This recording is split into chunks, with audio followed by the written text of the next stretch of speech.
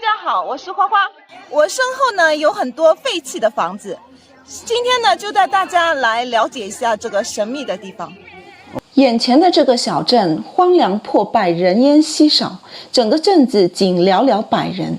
你可能怎么都想象不出来，这个不起眼的荒芜小镇竟然已经有2200多年的历史。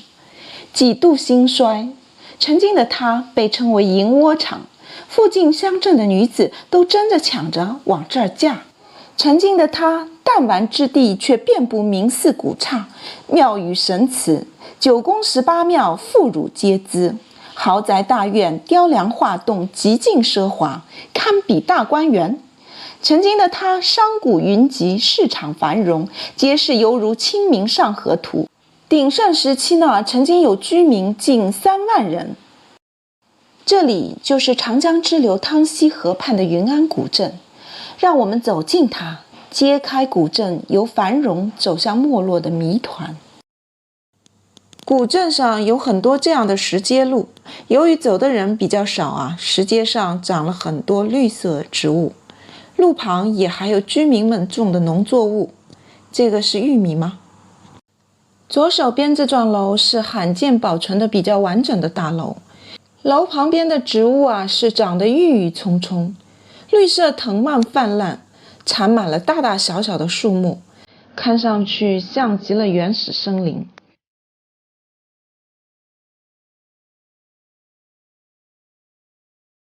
残垣断壁，随处可见。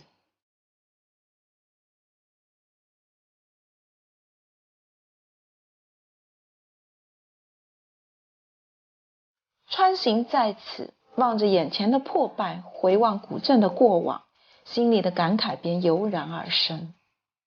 用一个词来诠释，那就是沧海桑田。下面我们就来说一说古镇的前世今生。云安的兴衰沉浮离不开盐业，古镇的历史就是一部盐水和汉水书写的历史。汉高祖元年，福家率众凿井煮盐，开云安城镇发展之始。唐宋时期形成街市。北宋熙宁4年，发展成工业商贸重镇。明末战乱，熬盐工人逃亡，商业急剧的萎缩，居民避乱他乡，城镇兵愈消亡。清顺治元年，战乱初平，恢复盐场，逃亡的盐工居民渐归。康熙16年，城镇恢复到唐宋时期的水平。乾隆36年，江西、湖北、陕西、湖南等陶、郭、周、临等10姓人集资到云安开发盐业，成为四川有名的盐场。盐业兴起，带动了其他各产业渐次繁荣。抗日战争时期人口南迁，当年许许多多的下江人为了躲避战乱涌入古镇。到1946年，有商号近500家，学校4所，人口达到2万多。云安周边靠食盐营生的有10数万人，南来北往，川流不息，极其繁荣，恰是一幅鲜活的清明上河图。解放后，交通及技术的进步，更把云安的盐业推向了历史巅峰。在盐业的拉动下，其他工业也不断的崛起，成为工业重镇。将视线拉回到眼前，如何能将此情此景与彼时联系起来呢？钢筋外露，青苔满屋，垃圾杂草遍地，让人几乎无法走近。虽然已经面目全非，但古镇里多多少少还留有一些往日的印记。右面这一片房子就是以前的云安一小了。云安人崇尚知识，重视教育，曾经镇子里有许多的书院学堂。这幢2层小楼看上去像是教师的办公楼，杂草已经长得比人都高了。小楼里面的屋顶和门窗全都没有了，难得的是，一面墙壁上竟然还完好的保留着2张镜框镶嵌起来的奖状和一个金底红字的奖牌。其中一张奖状上标示的年份是1983年，另一个房间透过门隐约可以看到一条通往后山上的石阶梯。不可思议的是，围墙上几块黑板报上的字迹竟还依稀可辨：幸福童年，杨八荣，气八尺。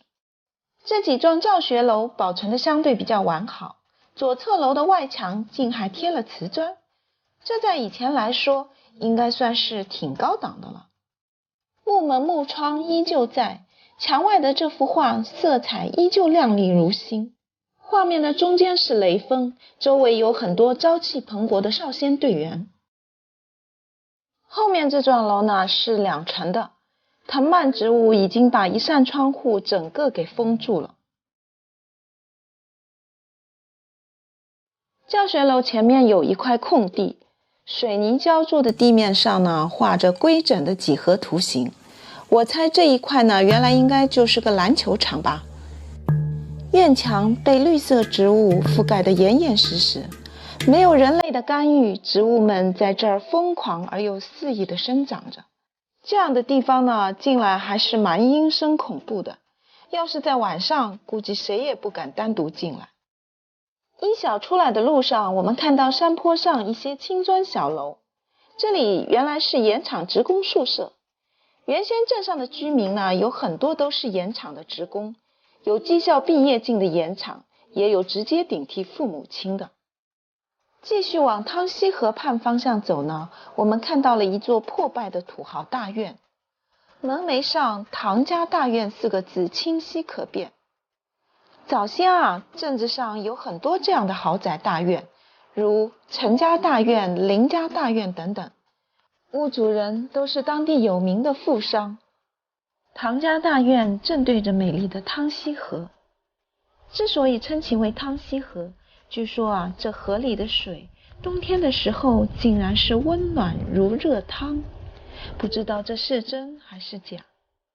也有说汤溪河水是咸的，为什么呢？因为有许许多多纤夫的汗水流入到了河水当中。当然，我觉得这只是人们形容当时云安盐业商业的繁盛，同情纤夫的辛苦，并非真的是咸的吧。而如今繁华落尽，这儿已经是人迹罕至了。紧靠着河流，我们看到了一堆堆的废墟，都只剩下墙角了。丰水期，这些都是被河流淹没的。原来的汤溪河水位低，河面窄。自从三峡大坝建成蓄水以后呢，汤溪河的水位上涨。据居民说，水位最高的时候可以达到树林这边，所以镇子上很大一部分建筑都被淹了。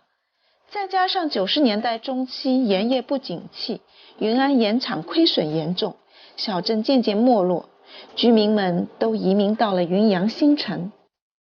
当我们正为这些废墟感慨万千的时候呢，忽然闻到一股奇怪的臭味，臭鸡蛋的气味，味道正是从这口井里飘出来的。这个就是玉兔井，小镇由它而来。2200年前，汉高祖刘邦的大将樊哙在云安射猎，追逐一只白兔时，竟然发现了一口盐泉。于是刘邦命当地隐士福家掘井集卤煮盐，福家在此挖掘出了云安第一口卤井白兔井，从此拉开了云安集卤煮盐的历史序幕。白兔井是目前中国发现的保存最完整、口径最大的浅口盐井，历经2000多年仍然卤水丰沛，直到1987年盐场使用万县高峰浓卤后才寿终正寝。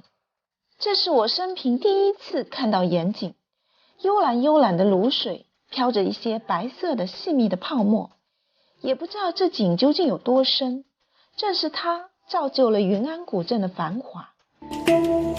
但是云安古镇的盐井可不止这一口，据考古发掘发现云安盐井不下500口，整个古镇就坐落在废井之上。河岸边上我们还找到了翠田渡口，到对岸现在是需要摆渡的。以前这儿曾经有座大桥，如今却只剩下一点点的桥墩子了。渡口上面的这棵老黄葛树，老云安人一定还记得，盘根错节、说不尽的创伤，却依然顽强地活着。这栋充满了年代感的建筑呢，门头上雕刻了一个五角星。